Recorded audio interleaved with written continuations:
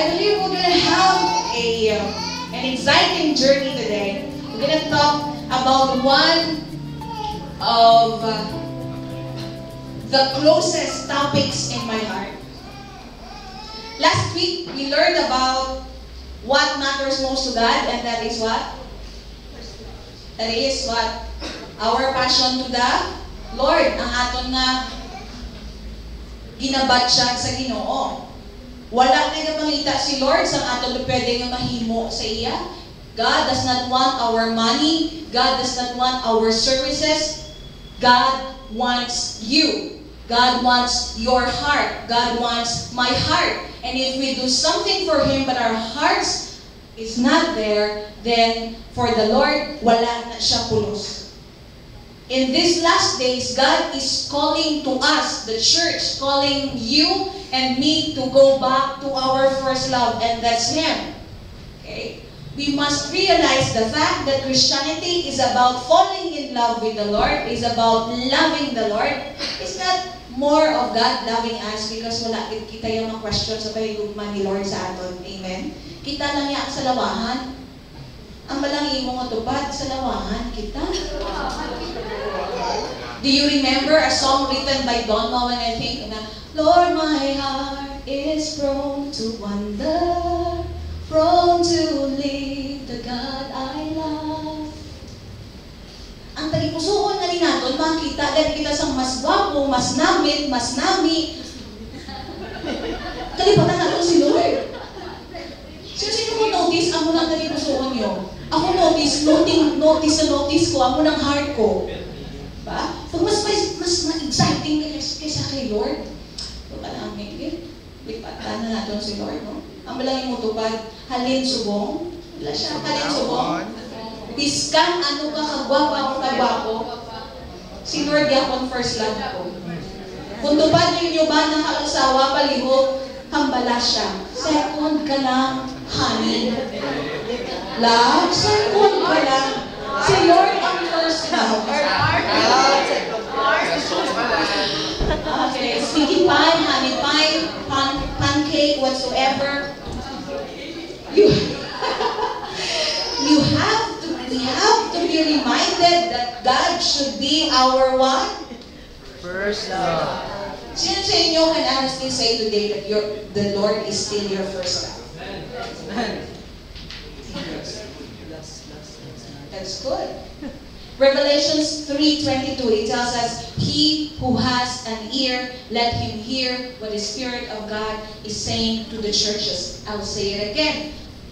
He who has an ear, let him hear what the Spirit of God is telling to the churches.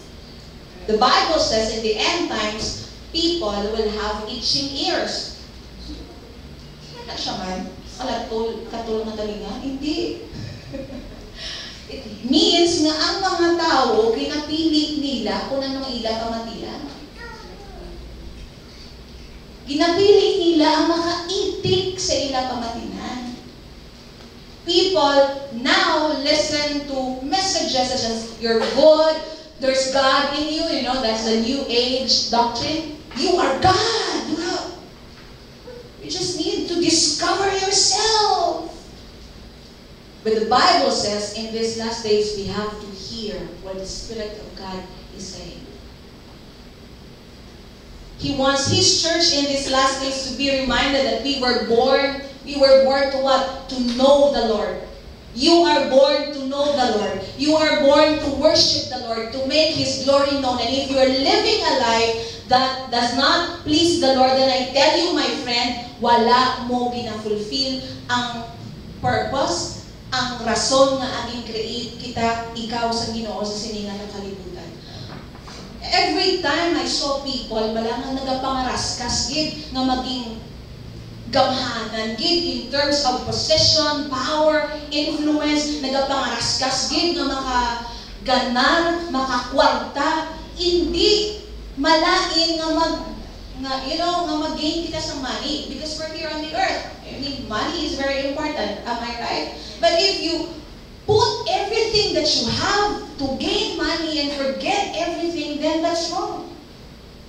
The Bible says, ang kaya sa ulit na panahon ng mga tao, maging busy na sa pagpamana, pagpangasawa, yeah, you look at your Bibles, really, it's true.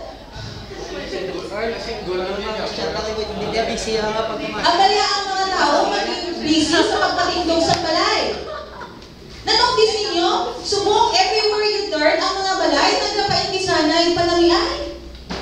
Si Tuto, hala baka si Mama, si Papa, baligya ang tanan ng mga kalupaan, tanan ng mga baka, kalbaw, kanding, baboy, ido, puti, whatever.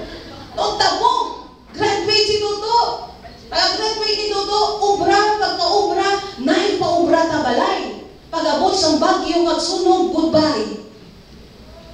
That's the way the world thinks. We invest everything on material things. Even Christians, we are tempted to do that also.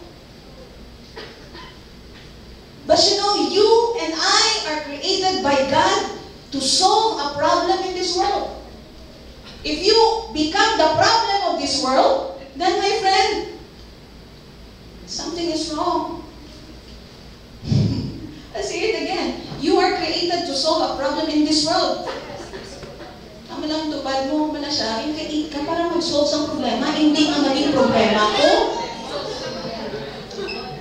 Diba? God allowed you, created you in this world because the world needs you. I'll say it again. The world needs you. Jonah, the world needs you. April, the world needs you. When the world needs you. Homer, the world needs you. And if you don't realize that, then you will live a life na magbanjing-banjing lang, tanaw-tanaw lang TV, tanaw-tanaw lang movies, lagaw-lagaw, happy-happy, inom-inom, Facebook, Twitter, Tumblr, Google, and you spend your life to senseless things. But if you realize the truth that you are created in this world because God has an assignment for you, then you will live your life under the will of the Lord. And I pray that each and every one of us today, subong hapon, will be reminded, will realize na ang kabuhi mo, my friend, is very important to the Lord.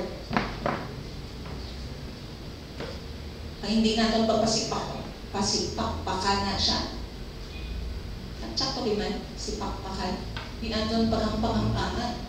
That's why we are commanded by God to take care of ourselves, spiritually, emotionally, and physically. Hindi ka mo sa likawan, baboy na magreklamo na sakitin yung natakubo.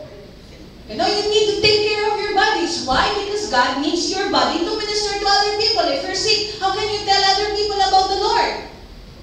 If you're sick, how can you pray? It's difficult to pray when you're sick. It's difficult to read your Bible when you're sick. Kung nag-dulubli ang imo nga pala ng awan, kaya galingin-lingin ang ulo mo, paano makabasa sa Biblia? He wants you and me today to understand that we are created to show forth and boast about our God. Ang kabuhi mo, wala ka pahambog kung sinugin si Lord. Gina-show off bala sa kabuhi mo ang goodness ni Lord. Pag nakita ka bala sa tao, gahambal ang tao nga, wow, ang Ginoo maayo gid. Pag nakita ka bala sa tao, gahambal sila nga, wow, may Diyos gid man ang kalibutan. O kung pagkita sa imo sa tao, gahambal sila, di na bala ang Diyos.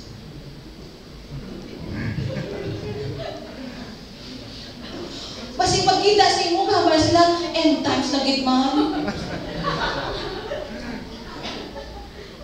I hope, ladies and gentlemen, today, when we go out there in the world, when we step out of the world, when people see us, they will see the glory of God reflected in our lives.